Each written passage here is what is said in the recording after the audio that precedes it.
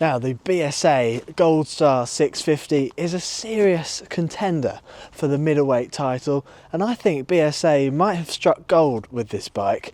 And in this video, I wanted to revisit this bike because BSA recently unveiled the B65 Scrambler, which is a scrambler version of the Gold Star, and I wanted to remind myself of what the Gold Star feels like before I get to ride the B65, so I can really tell the difference. And also, this bike has recently been released in India where it's built, so there's a whole new range of people who might be looking at this bike, so it's going to be interesting to see how it compares to its competitors like the Royal Enfield Interceptor. Now, I think this bike has in some occasions been overlooked as a middleweight motorcycle because there's so many options out there from Royal Enfield, like the Interceptor, the Continental GT, now the classic 650, the Super Meteor. They've got such a huge lineup that when BSA came along and revamped the brand, they had a lot of competition. But I think they've done a damn good job, and this is a fantastic motorcycle, and I'm going to tell you why in this video. But recently in the UK, these have been reduced in price and they are now £4,999 plus on the road charges. And that makes this bike cheaper than that horrible Yamaha MT125 that we compared with a classic Suzuki in a previous video the other week. A horrible plastic nothingness bike is more expensive than this. This is serious value for money at that price.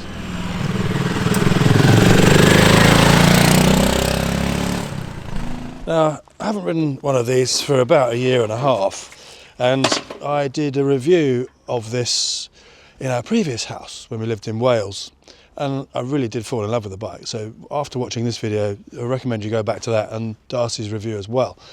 There was some lovely filming in that in some beautiful parts of Wales and beautiful countryside. But jumping back on this bike, it does feel spacious. So it doesn't feel like a little tiny bike. Your feet are in a nice position slightly forward of your posterior, unlike some bikes which are there, which is not very comfortable. The handlebars are quite wide. The geometry of the bike is very nice. It handles really well. It's very stable and you feel very assured riding this motorcycle. The engine is quite peppy really. It does feel like it's got plenty of grunt, and that's mainly because it's got lots of torque low down. So when you open the throttle at low RPMs, it does go. So this bike is very capable, at accelerating at country lanes, at bends, all that sort of thing, as well as going on the motorway for extended periods of time because it's got plenty of grunt and it's got plenty more on reserve at the legal speed limit. So you're not going to be wanting for more with this in the real everyday world. It's not a hooligan's motorbike, it's not a joyride motorbike, and we don't really like that sort of motorbike. We'd much rather go for a nice ride in a beautiful place in the countryside, stop off here and there, have a coffee, have a snack, look at a beautiful old building and pat a horse and stroke a cow. That's our kind of riding. So this bike is a perfect bike to do that on. Now, if you subscribe to this channel, your British small arms will turn into British big arms, like mine.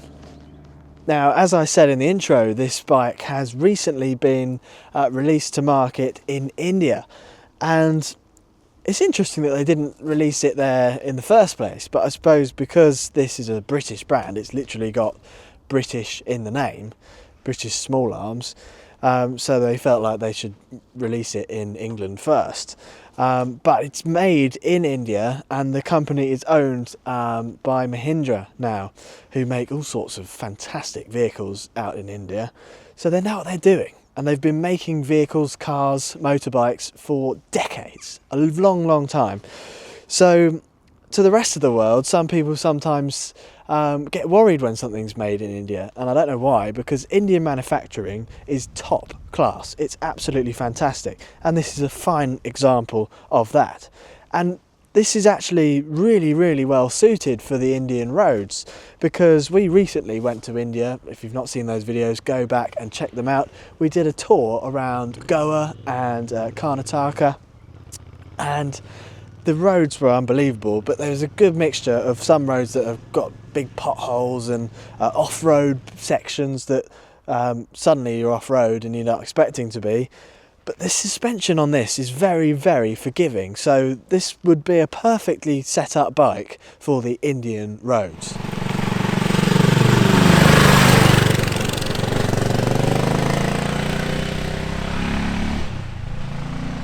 Now, admiring this lovely looking motorcycle, going from front to back, you've got lovely spoked wheels and a disc brake, and you've got a nice coverage on the mudguard, which is very nice, very classic, and I love these things. I think these things should come back into fashion. Years ago people didn't like those supports, and then they started cutting down mudguards, which is ridiculous. I mean, we've been on some wet roads today and there's virtually no dirt on the motorcycle, so that's the purpose of a mudguard. So please, I keep drumming on manufacturers, put big mudguards on. I love these forks, and you've got this nice cover to the fork which looks beautiful. A lovely conventional round headlight with a little indicator thing there that shows you various bits of information. It's all blacked out, so I can't say what it is until the light comes on. These are the indicators. I didn't mean indicators, just get it right. You've got twin dials on this, which are stunning, and they go round sort of underneath rather than on top, which is nice. And they're beautiful to look at as well, and very easy to see when you're riding, so no problems there. Mirrors are pretty good, nearly wide enough for my monstrous size, and on the handlebars you've got the reservoir there for the brake, but matching it on the other side you've got a USB thingy with a USB-C and a USB-A, which is great. So if charging your phone or whatever, you can attach it to your phone, which is on your quad lock. That'd be great. The tank is very beautiful. The paint scheme on this is gorgeous, isn't it? There's lots of different colours you can get on this bike. They do a really blacked out one as well, which is the most expensive of the range, but it looks really cool as well. The engine is a beautifully wonderful engine. As an engine, a functional thing that moves the motorcycle, it's a really good engine, and it propels the motorcycle beautifully. It's good at slow speed stuff in traffic and manoeuvring. It's really good, and if you open it up it does go as well. You've got a single exhaust pipe because it's a single cylinder, and underneath there, hidden away, is the catalytic converter and all that sort of stuff. Darcy will sort of talk about the looks of the engine in a second. And you've got a lovely bench seat, beautiful, flat, easy to manoeuvre yourself on the bike wherever you want to sit. Now I'll just demonstrate. I'm 6'2". That's where I want to sit. If I were shorter, I could sit there. That would be easy. If I was really tall, I could sit there. So it doesn't matter with a bench seat where you sit, because you're not fixed into place. Now I'm just going to put a stone under the stand because it will disappear like it has into the gravel. And you've got a lovely mudguard on the back here, little grab handle there. You could attach some luggage to that. There's accessories available, and then you come down, only a smallish thingy on the back which you attach your number plate to. The number plate that's that sort of size in the UK, which is contention. There we are. Exhaust is nice looking. Pea shooter exhaust. Oh, nice and warm. Warm my hands up on that. God, in the old days, years ago, I remember going on my 50cc at 29 miles an hour for hours, freezing cold weather, and I'd get so cold that I literally got to my destination and I couldn't move. I couldn't even pick up a pencil because you're that cold. So you have to stop sometimes and warm your hands on the cylinders. So when it's cold, that's horrible, but great memories.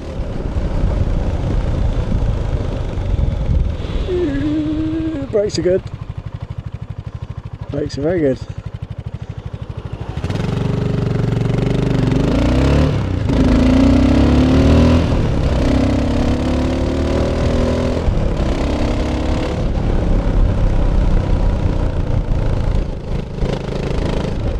Now, as the old man said, the engine is fantastic in terms of how it functions, but it has had a little bit of flack from BSA aficionados who rode the old Gold Stars back in the 60s and 70s and were so passionate about these bikes. They say, oh, it's not like the old one, but obviously if you want the old one, buy the old one. You can go and buy a second-hand classic motorcycle if that's what you want.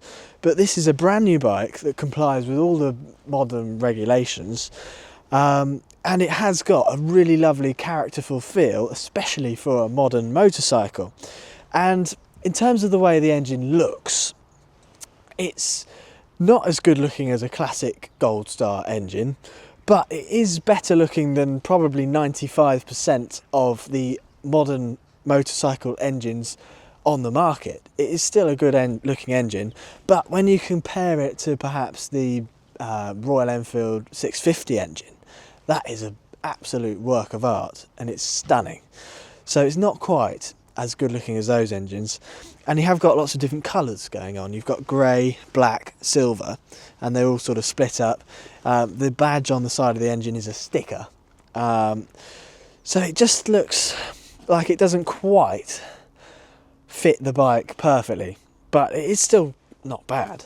But it could be perfected and made to look slightly more classic, and the finish on it, if it had some sort of polished metal finishes, then I think it would look a little bit better.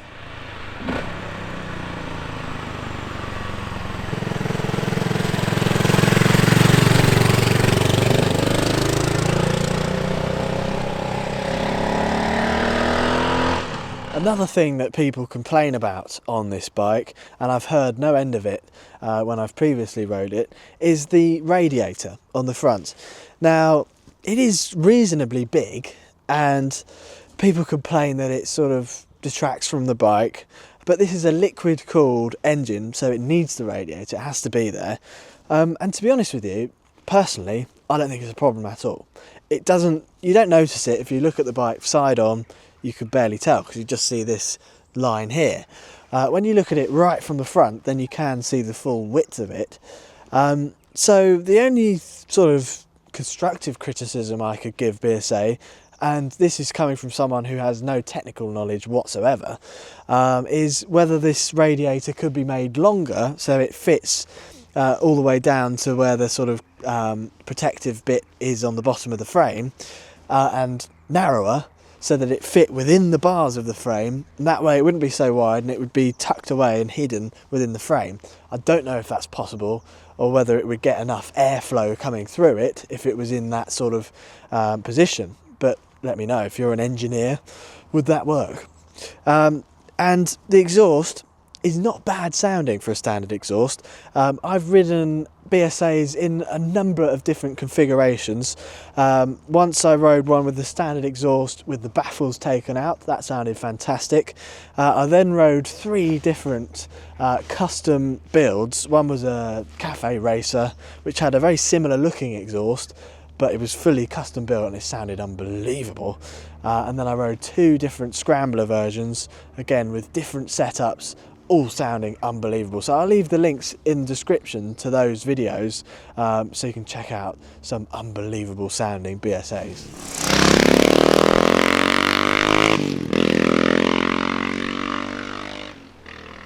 Now, as we said in the beginning and in the title, this is a serious contender for the middleweight title, and if you compare it to the Royal Enfield Classic 650, which is for sale from £6,599, this is cheaper. The Interceptor Lightning, the really nice sparkly one, is £6,459, which is also more expensive. And like Darcy said, this is from £4,999 plus on the road charges. I don't know if they've changed because of this new government and new tax rules and stuff, so we don't know at the time of making the video. You can get the Shadow Black one for £5,999, which is still cheaper than any of the Royal Enfield 650s. And in this country now, you can't get the Kawasaki W800 new anymore. I assume because of regulations, but it might just because of poor sales, because they sort of didn't engage with the right people, I think, in marketing to put it in front of people like you watching this video now. So perhaps that's one of the reasons. I don't know, I'm just speculating. But as a motorcycle, looks-wise it looks fantastic. Handling-wise, it handles beautifully. Engine-wise, it goes beautifully. The brakes are really good. It stops really well. It's very comfortable. It's very stylish. Wherever you stop, people look at it. So in our books, that makes it a really good contender for the middleweight crown.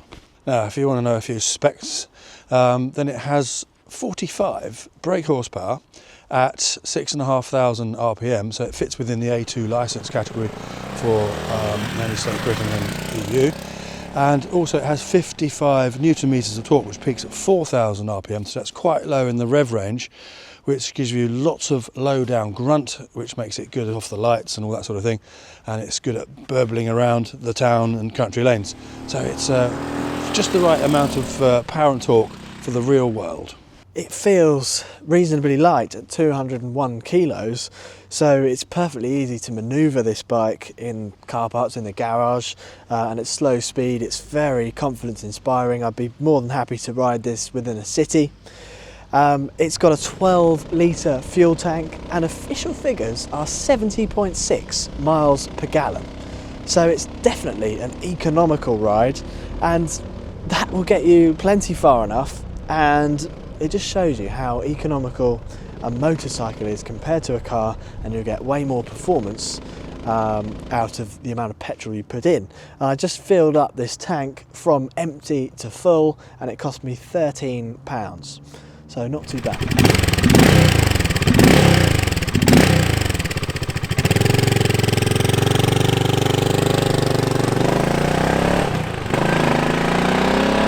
Going back to the styling of this motorcycle, this is one of the best looking tanks on a modern motorcycle you can buy today. It's absolutely stunning. It's got a lovely badge. Really like this BSA badge on the side. The chrome is a fantastic touch, and I love this grey stripe down the middle.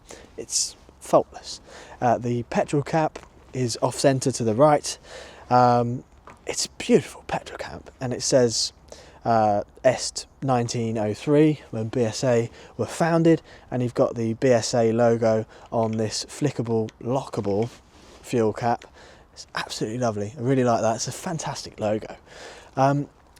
Talking about these dials again, as the old man touched upon, I think these are quite possibly the best looking analog dials on a new motorcycle today. They really are faultless. They're beautiful. Everything about them is fantastic, and I love the fact that there's not much clutter on them, because you've got that sort of circular small light cluster within the headlamp, which is a fantastic design, very innovative. I've not seen that on any other motorcycle, so hats off to BSA on that one. The dials are rather flat. They do sit really sort of flat, and when I had one of these custom builds, the chap from the dealership had designed a bracket that sort of tilted them slightly further towards the rider, which is beneficial depending on the riding position and what bars you have on it, etc. Talking about the bars, the switch gears are one of the only things I don't like about this bike, because they look quite pointy and a bit plasticky. They don't look like they fit the style of the bike. You've got such a beautiful classic bike, and then these switch gears look like they could have come off a modern naked bike. So if I was going to give any sort of criticism, I would say these could do with a redesign to make them slightly more classic. Now, coming up on the channel, we have got a Honda GB350S coming, but you'll probably see our review of that motorcycle before this one, because that's brand new, out, released in the UK and Europe, although I did already ride it in Japan, so if you haven't seen that, go back and check that video out. We've also got some more classic bikes coming to replace the Rickman Matisse and the Honda CB400 that we have at the minute. We've also got some other comparisons planned with the GB350, comparing it to some of the Royal Enfield 350s, and perhaps we may do some lifestyle videos with this BSA and the Honda, taking them out to some beautiful locations here in the British countryside. So if that doesn't sound good enough for you, then get lost, but we'll see you in the next one, hopefully.